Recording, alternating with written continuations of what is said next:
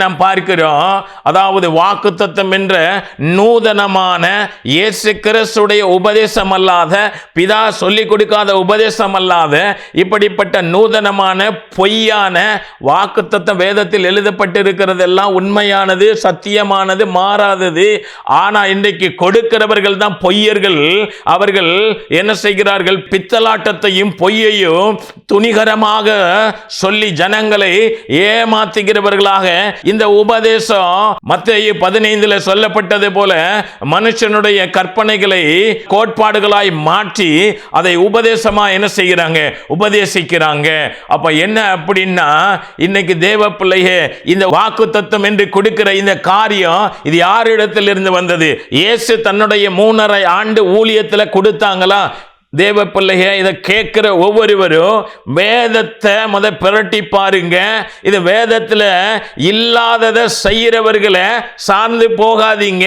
இது வேதத்தில் இருக்கிற உண்மையை எடுத்து சொல்வதற்காகத்தான், இந்த கடைசி நேர எழுப்புதலுக்காகத்தான் ஆண்டவர் இந்த தீர்க்க தரிசன வார்த்தைகளை கொடுக்கிறாங்க. நீங்க கடைசி நேர எழுப்புதல் சொல்லிட்டு இன்றைக்கு தேவனுடைய பிள்ளைகளை சபை இன்னைக்கு எங்க எதுக்கு பின்னாடி போய்கிட்டு இருக்கு?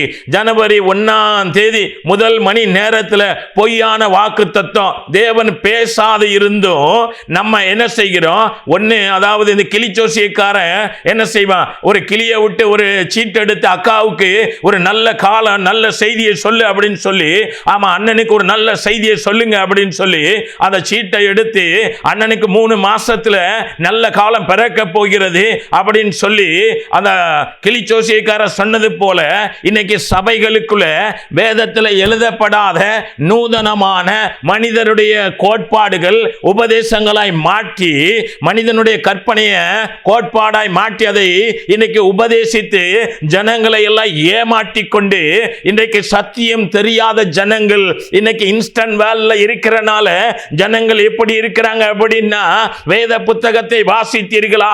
நாங்கள் கடந்த வருடம் வாசித்தோம், இனி வாசிக்க நேரம் இல்லாமல் தவித்துக் கொண்டிருக்கிறோம். அப்படி என்றால் நீங்கள் வாசிக்கவில்லை என்றால் ஊழியர்களா இருக்கிற எங்களுக்கு மிகவும் சந்தோஷம். நீங்கள் சத்தியத்தை அறிந்தால் தானே நாங்கள் உங்களிடத்தில் பிடிபடுவோம். நாங்கள் திருடுவதற்கும் அயோக்கியத்தனம் பண்ணுவதற்கும் பித்தலாட்டுத்தனம் பண்ணுவதற்கும் ஊழியர்களாய் என்று சொல்லி உங்களை ஏமாத்துவதற்கும் உங்களுக்கு தெரியாது நாங்கள் ஊழியர்களா கள்ளர்களா என்பது.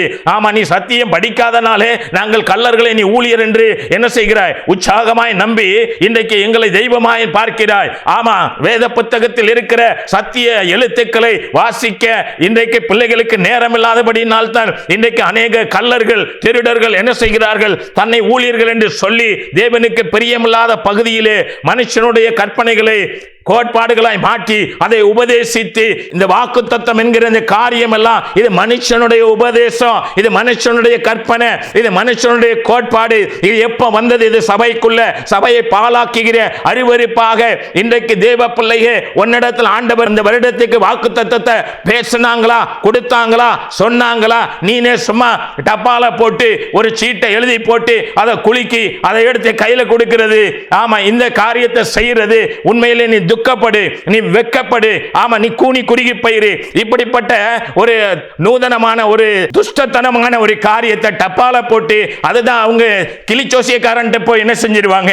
போய் கேட்டுருவாங்களே, இல்ல ஒரு மந்திரவாதிட்ட, இல்ல ஒரு ஜோதிடன் போய், ஆமா அவன்கிட்ட எனக்கு நல்ல காலம் பறக்குமா நடக்குமா நடக்காதான்னு நீ என்ன தேவனிடத்திலிருந்து பெற்றுக் கொடுத்தியா? தேவன் உன்னோட பேசினாரா? ஓ சபைக்கு இதை கொடுன்னு சொன்னாரா? இந்த ஜனங்களுக்கு கொடுன்னு சொன்னாரா? நீ ஏன் பச்சை போய் விடுகிற?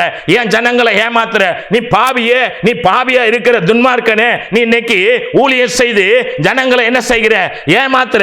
ஜனங்களை ஏமாத்தி பாதாளத்தை கொண்டு வர தேவ சத்தியத்தை என்ன செய்கிறாய்? புரட்டுகிறாய். வேத புரட்டனாக நீ காணப்படுகிறாய். தேவ சித்தம் செய்யாதவனாக தேவனுடைய சத்தியத்தை அநியாயத்தினாலே வாக்குத்தத்தம் என்று பொய்யாய் சொல்லி கிறிஸ்து செய்யாத ஒரு ஊழியத்தை செய்து இன்றைக்கு தேவனுடைய சத்தியத்தை பாழாக்கி ஆசீர்வாதமான வாக்குத்தத்தத்தை கொடுத்து இன்றைக்கு ஜனங்களை பாழாக்கி கொண்டிருக்கிறாய், சபையை பாழாக்கி கொண்டிருக்கிறாய். ஆமா, இப்படிப்பட்ட சபையிலிருந்து எழுப்புதல், இப்படிப்பட்ட ஊழியர்களிடத்திலிருந்து எழுப்புதல் வராது. இவர்கள் எழுப்புதலுக்கு நேராக ஜனங்களை வழி நடத்தவில்லை.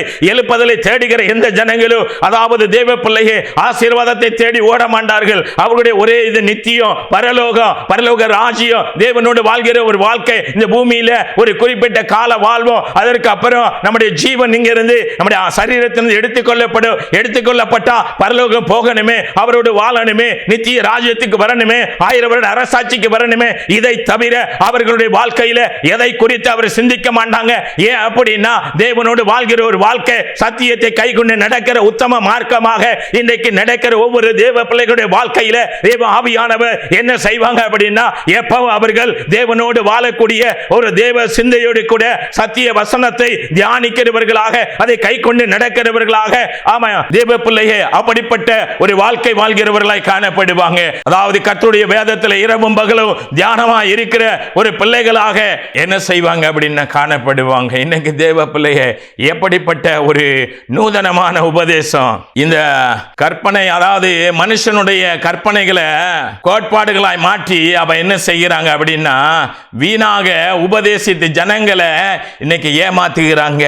இது யாருடைய உபதேசம்? கொஞ்சம் சிந்திச்சு பாருங்க. வெக்கப்பட்டு போங்க, துக்கப்பட்டு போங்க. ஆமா, நீங்க அதாவது உங்களையே நீங்க என்ன செய்கிறீங்க? ஏமாத்துறீங்க, ஜனங்களை ஏமாத்துறீங்க. இப்படி பொய்யான வாக்குத்தத்தம் கொடுக்காதீங்க, சபையை பாழாக்காதீங்க. ஜனங்களுக்கு ஆசீர்வாதம் சொல்லி வாக்குத்தத்தத்தை கொடுத்து ஜனங்களை பாழாக்காதீங்க. இன்னைக்கு அதாவது கடைசி நாட்களுக்கு நம்ம நிற்கிறோம். ஜனங்களை பரலோக ராஜ்யத்துக்கு நேராக ஆயத்தப்படுத்துகிறவர்களாய் காணப்படுங்க. சத்தியத்தை அவர்களுக்கு போதிக்கிறவர்களாய் காணப்படுங்க. இன்மைக்கான ஆசீர்வாதங்களை வாக்குத்தத்தங்களாய் கொடுத்து ஜனங்களை பாதாளத்துக்கு நேராக வழி நடத்துகிற ஊழியன் என்று சொல்லுகிற கள்ளர்களை மனம் திரும்புங்க. இது கிறிஸ்துவுடைய உபதேசம் கிடையாது, இது கிறிஸ்துவுடைய போதனை கிடையாது. இதோ ஏதோ ஒரு தனி மனிதனுடைய உபதேசம், கற்பனை, கோட்பாடு. இது கிறிஸ்துவுடைய கோட்பாடுக்கு முற்றிலும் முரணானது, வேதத்துக்கு முரணானது, வேதத்தில் இல்லாதது. மனம் திரும்பு, வெக்கப்பட்டு மனம் திரும்பு, துக்கப்பட்டு மனம் திரும்பு. ஜனத்தை ஏமாத்துகிறாய், பரலோகம் உனக்கு, அதாவது நீ மனம் திரும்புவா என்று உனக்கு என்ன செய்து கொண்டிருக்கிறாங்க? காலம் கொடுத்து கொண்டிருக்கிறாங்க. மனம் திரும்பாத பட்சத்தில் உன்னுடைய விளக்கை என்ன செய்வாங்க? அணைத்து போடுவாங்கிறத சத்தியத்தை தெரிந்து என்ன செஞ்சுக்க? மனம் திரும்பு. ஜனங்களை சபையை பாழாக்காத, சபையை பாழாக்கிற அருவருப்பே நீதான். தேவ பிள்ளையே, இன்னைக்கு என்ன அப்படின்னா, சத்தியத்தை அநியாயத்தினாலே அடக்கி வைக்கிற மனுஷருடைய எல்லா அவபக்திக்கு, அநியாயத்துக்கு விரோதமாக தேவ கோவாக்கினை வானத்திலிருந்து வெளிப்பட்டிருக்கிறது.